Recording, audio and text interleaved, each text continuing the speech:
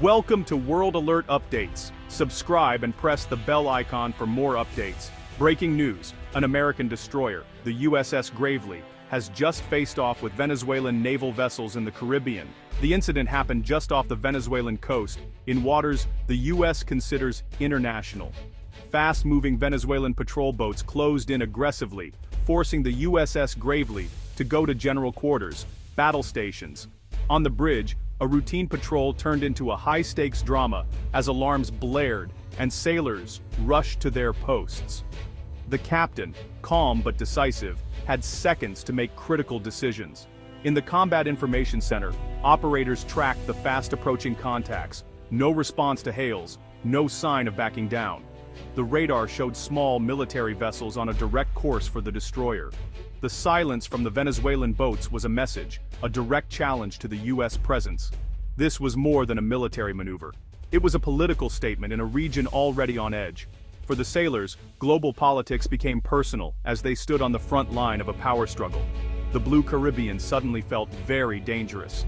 The world watched, waiting to see if this would be the spark for a larger conflict. Would the USS Gravely stand its ground or be forced to back down? The tension was real, the stakes high.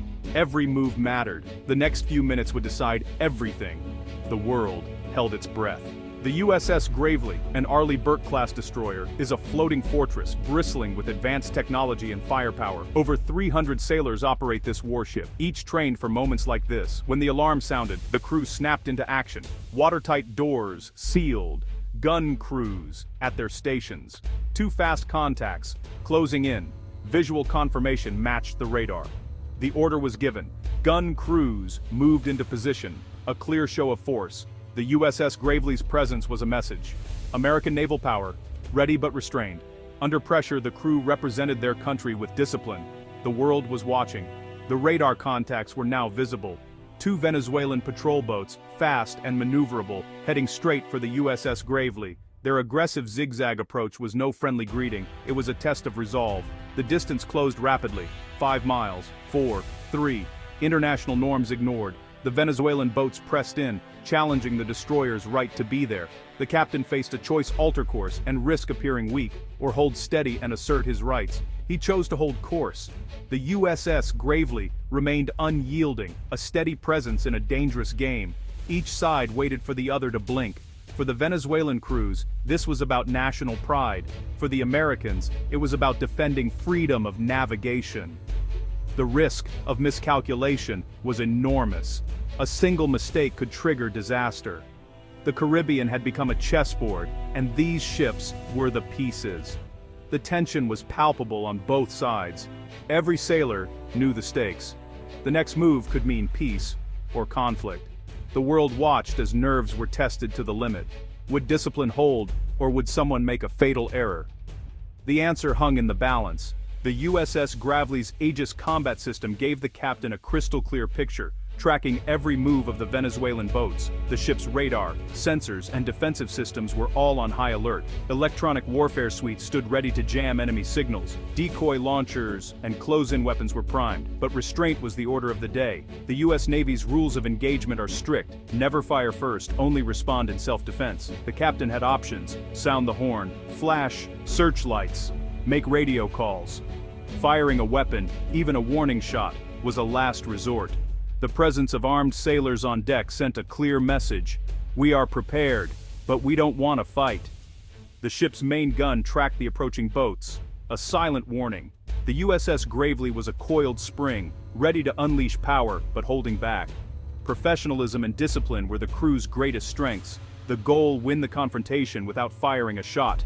Every action was measured, every signal deliberate. The world was watching for any sign of escalation.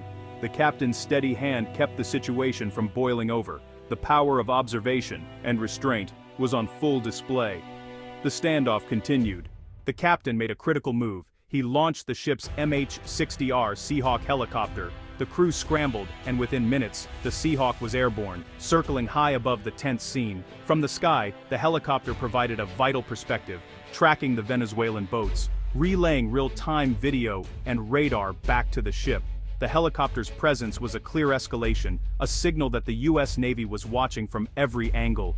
The Venezuelan crews now knew they were under constant surveillance. The Seahawk, armed and ready, was a powerful deterrent. Its cameras zoomed in, documenting every move for future review. The helicopter's presence complicated the Venezuelan plans. An aircraft is much harder to intimidate. The crew was trained for surveillance and interdiction, extending the ship's reach. The sight of the armed Seahawk circling above was a silent warning. The balance of power was clear. The USS Gravely had eyes everywhere. The standoff intensified.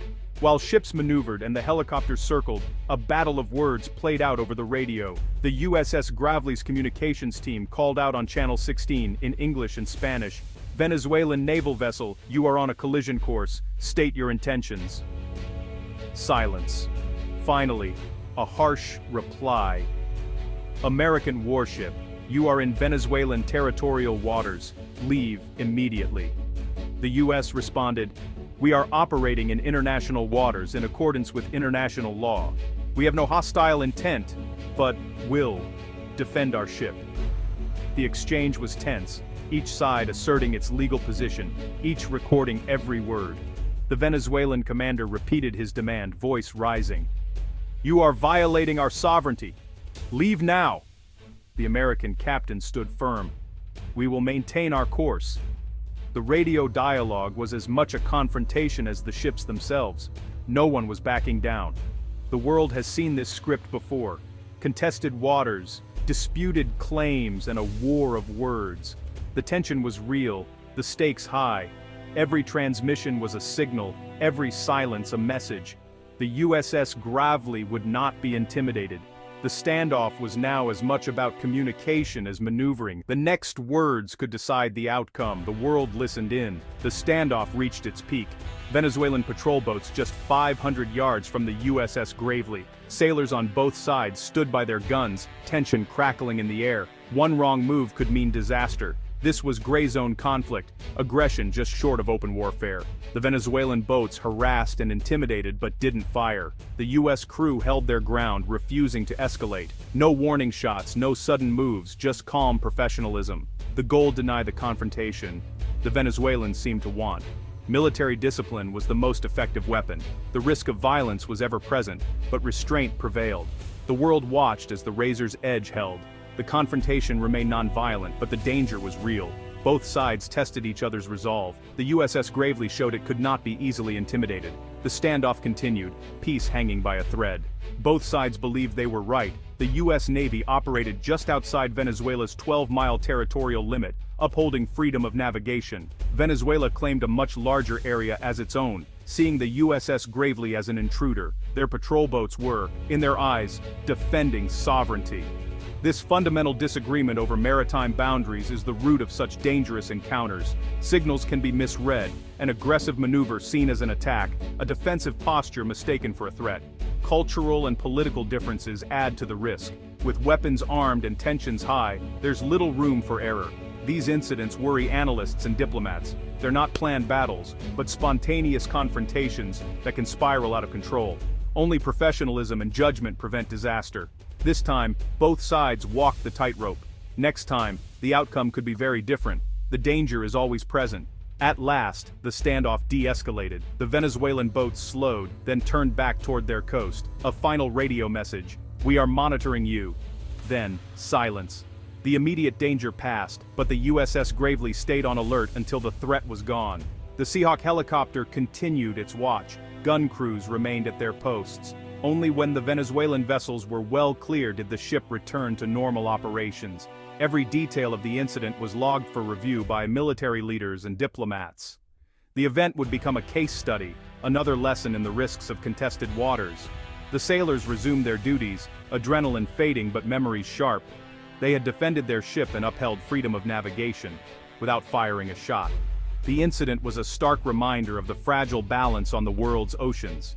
Peace is kept not just by treaties, but by the steady hands of those who stand the watch. The USS Gravely's mission continued, unchanged. The world moved on, but the lessons remained. What would you have done in the captain's place?